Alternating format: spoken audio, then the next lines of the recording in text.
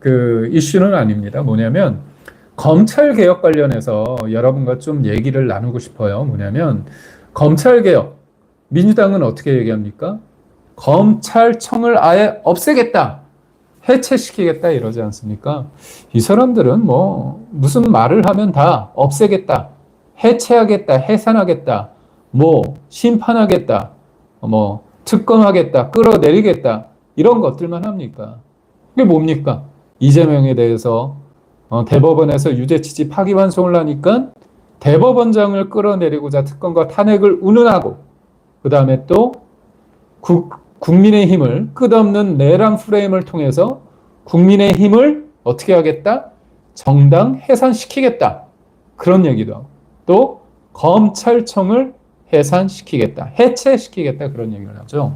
근데 여러분, 이 검찰청을 얘네들이 과연 해체를 시킬 건지, 제가 앞서 얘기한 것처럼 두 가지 흐름으로 봐야 됩니다. 실질적으로 칼자루를 쥐고 있는 상태이기 때문에 저는 조금 여러 가지 관망을 하면서 검찰이 본인에 대해서 말을 잘 듣는 날카로운 칼이다, 예리한 칼이다, 예리한 창이다, 그렇다면 제가 볼 때는 조금 관망을 하면서 전 정권을 압박하는 데 있어서 도구로 썼을 것 같습니다. 지금 너무 그렇죠. 검찰, 경찰, 공수처, 특검까지. 지금 우리가 윤석열 전 대통령 관련해서 지난 탄핵 때, 탄핵 이후에 얼마나 수사기관들이 하이에나처럼 달려들어서 물고 뜯고 했습니까? 원칙이 지켜졌습니까? 그러지 않았잖아요.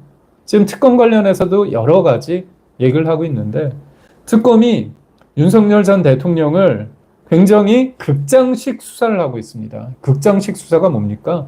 그냥 우리 국민들이 떡하니 극장에서 이렇게 보는 것처럼 하나하나 다 알려주고 있어요.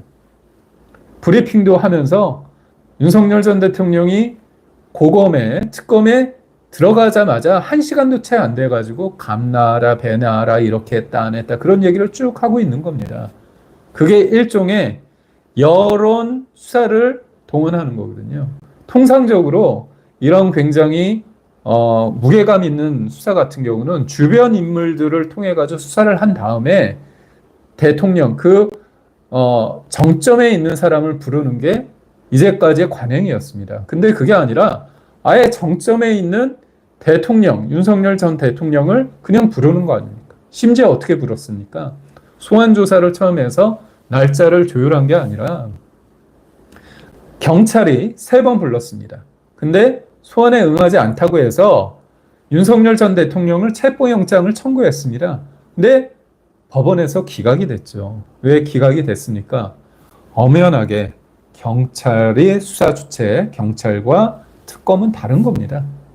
그런데 이번에도 공개 소환하겠다, 아니다, 공개 비공개 소환하겠다, 서로 간에 옥신각신했잖아요. 근데 전 정부에서 이게 있습니다. 윤석열 전 대통령이 대통령 신분이 아닙니다. 하지만 그럼에도 불구하고 대통령이든 대통령이 아니든 누구도 법 앞에 평등해야 되고 누구도 법 위에 군림할 수 없습니다. 다만 전 대통령이라고 해서 그렇다고 법 적용에 예외가 있어서 불이익을 받아서는 또 안 되는 겁니다. 그런 측면이 있는 겁니다.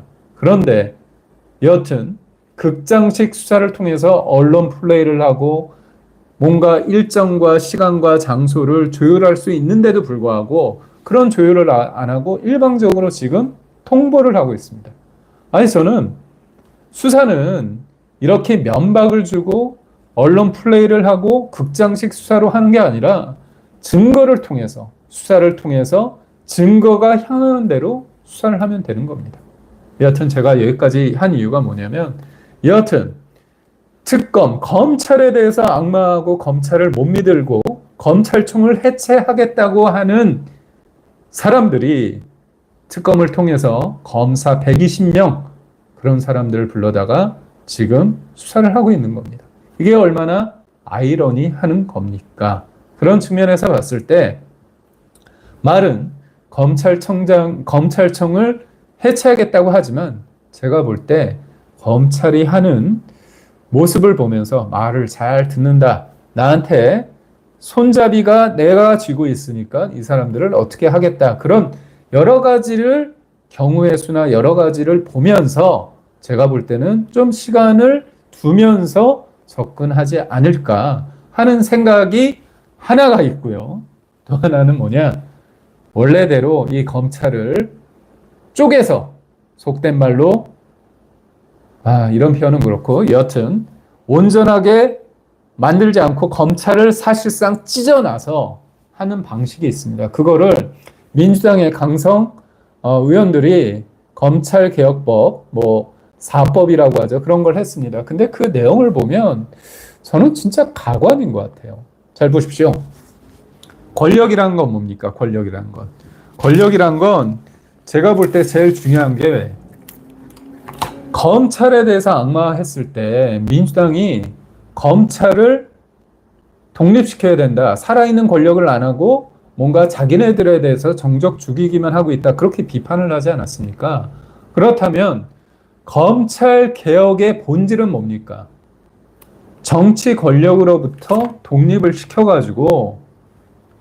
시켜서 독립적으로 공정하게 수사를 하게 하는 게 제일 중요한 겁니다.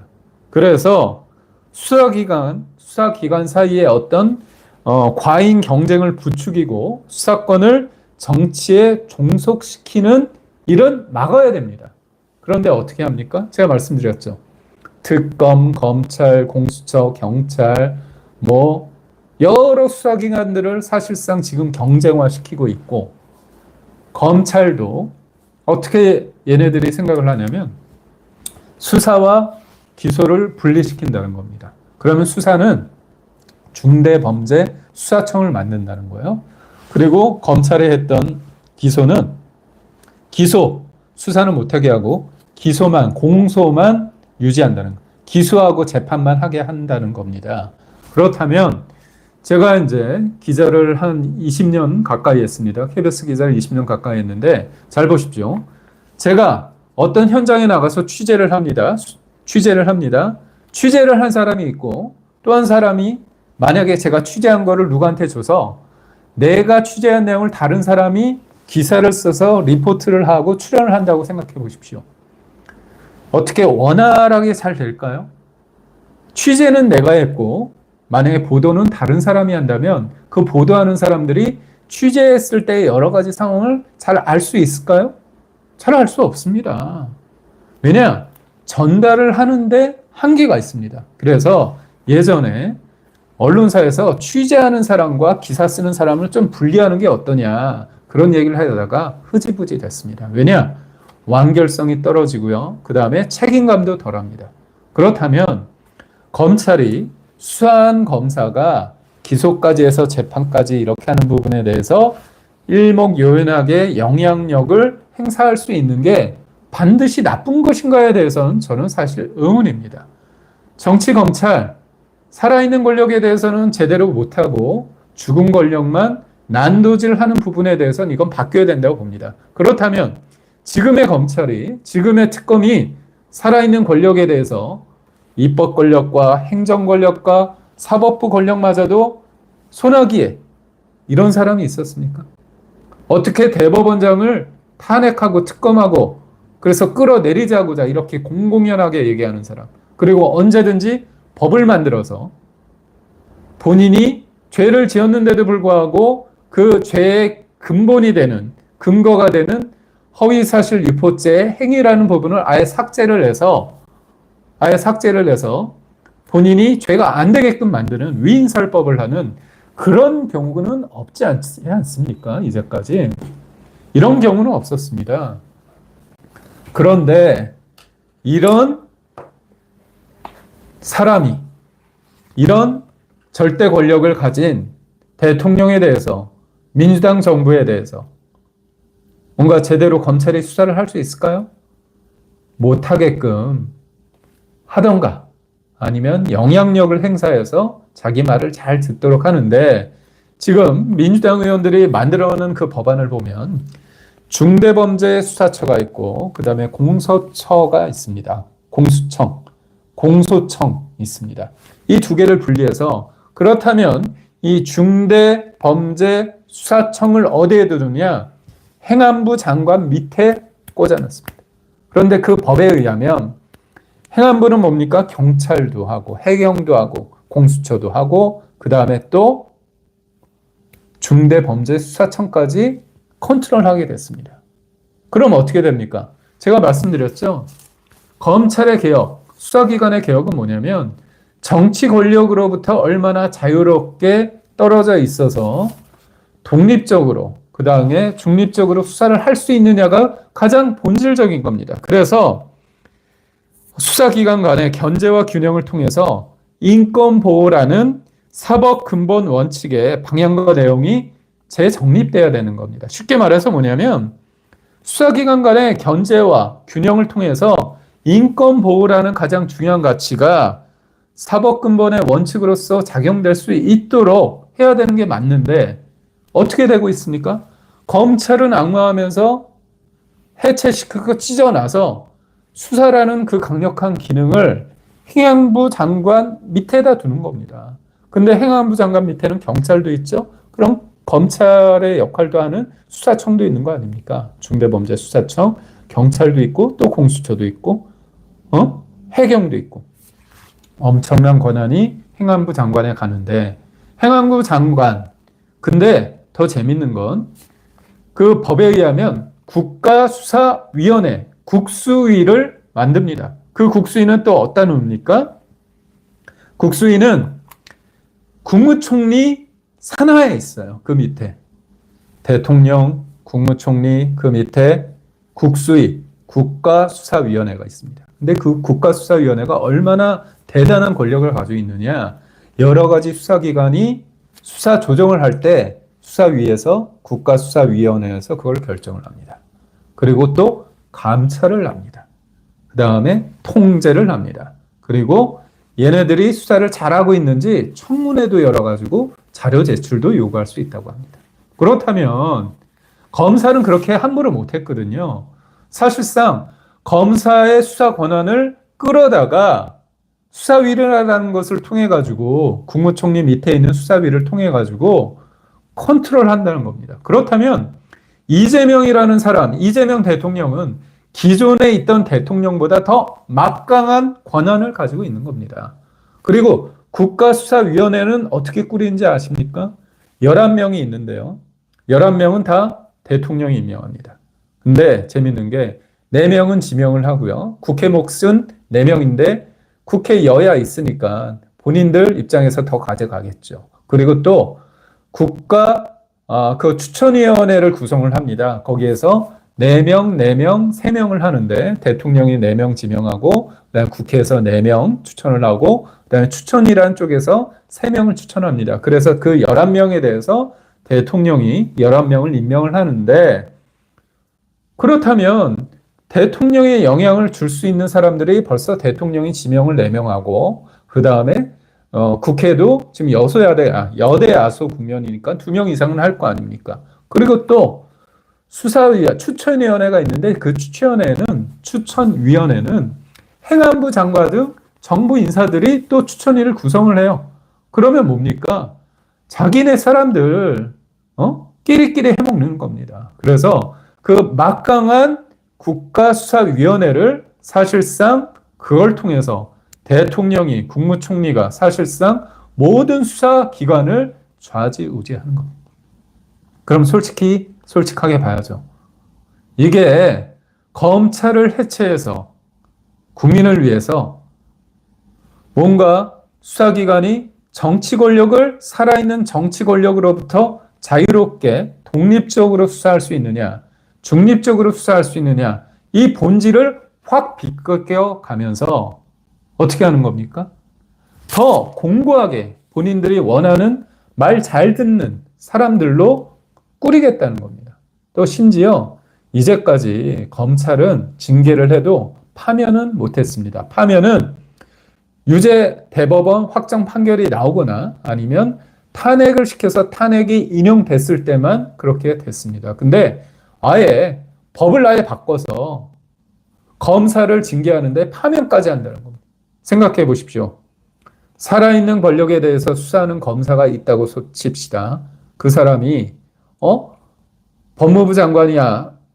법무부 장관이 딱 보면서 징계를 할 수 있게 하는 겁니다. 그것도 단순히 견책이나 감봉이나 뭐 몇 개월 동안 뭐 그게 아니라 아예 파면까지 하겠다는 겁니다. 무소불위의 권력을 쓸 수 있게 한다는 겁니다. 그렇다면 민주당이 말하는 검찰 개혁 본질은 뭡니까? 사실상 나 수사했던 사람들에 대해서 너희 맛 좀 봐라. 그렇게 하는 겁니다. 그러면서 국민을 위해서라면 정치 권력으로부터 뭔가 독립시키고 거기에서 거리를 두게끔 하는 게 당연한 건데 그렇지 않고 도리어 정치 권력을 보위할 수 있고 정치 권력이 실질적으로 까라면 깔 수밖에 없는 그런 구조적인 시스템을 만드는 게 본질입니다.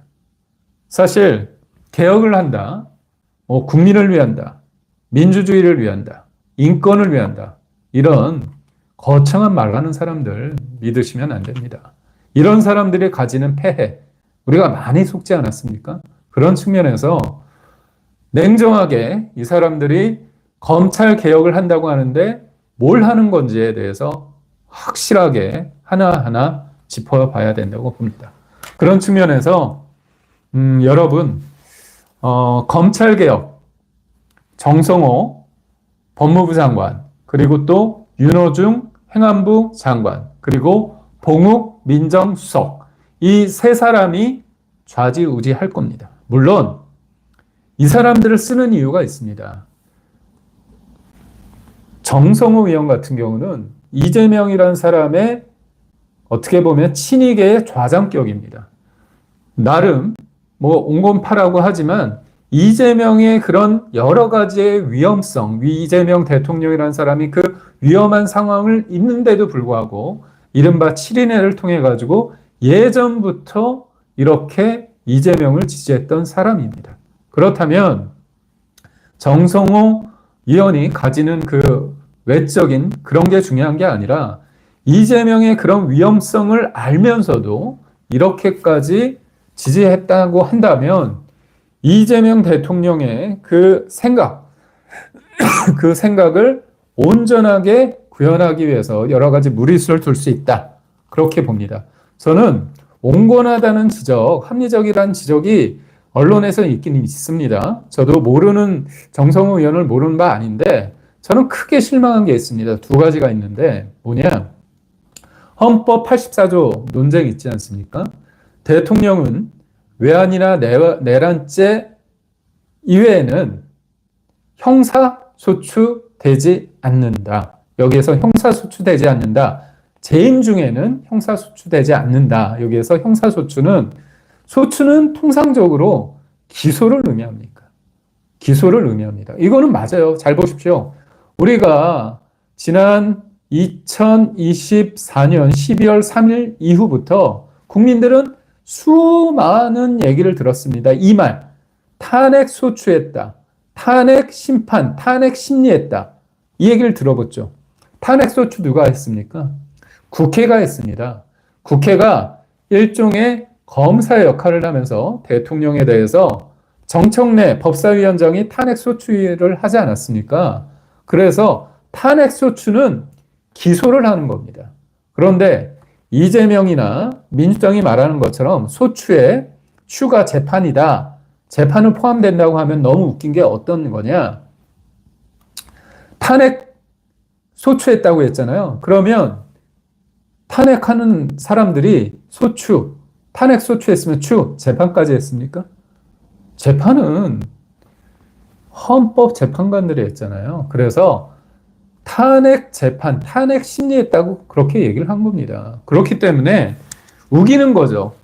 대통령이 물론 사실 헌법의 아버지조차도 이 대통령이 될 사람이 이렇게 전과가 사범에다가 그리고 8개 사건에 12개 혐의로 5개 재판을 받고 있는지는 그런 사람이 어떻게 감히 대통령 후보자가 될까 그런 생각을 했을 겁니다. 그런데 현실은 그랬죠. 왜냐? 민주당이 원래 기소만 되더라도 당직을 못하게끔 하는 당헌 당규가 있었습니다. 근데 이재명을 위해서 그거를 싹 없애버렸죠. 그렇게 대단한 조직입니다. 오직 한 사람, 이재명을 위해서 그렇게 됐는데 정성호 의원이 법무부 장관 후보자인데 그런 얘기를 했습니다.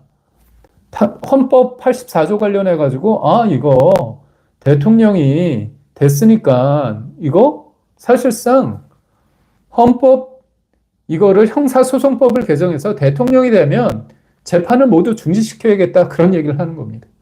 저는 동의할 수 없습니다. 왜냐 출구조사 때 MBC, KBS, SBS 공중파들이 출구조사, 대선 때 출구조사를 했을 때 샘플이 한 5천 개 넘는 샘플을 했습니다. 그때 65% 이상인가요? 그 사람들은 대통령이 되더라도 재판은 계속돼야 된다고 얘기를 했습니다. 그리고 또 65%의 나머지 35%가 아니라 25% 정도가 대통령이 되면 재판이 중지된다고 얘기를 했습니다. 그럼 본질은 뭐냐?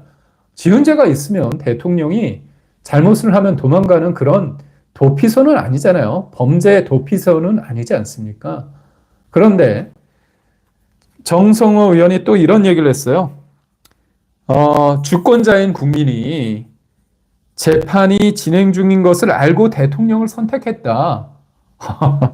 그래서 공소를 취소해야 된다. 이런 얘기를 했습니다.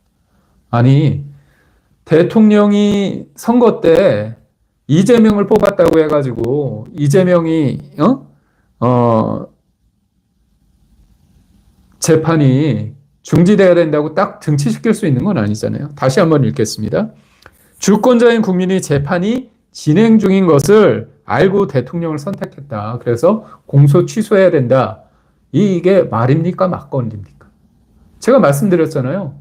출구조사 때 사람들은 재판이 계속 돼야 된다고 하는 사람이 65%가 넘었고 25% 정도의 재판이 중지된다고 했습니다.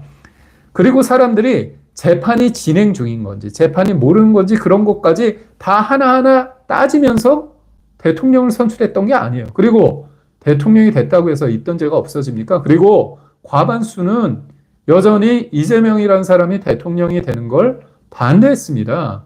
그런데도 불구하고 결과가 대통령이 됐다는 이유로 이 모든 것들을 자기 중심적으로 이렇게 해석을 하기 때문에 언론에서는 온건파다.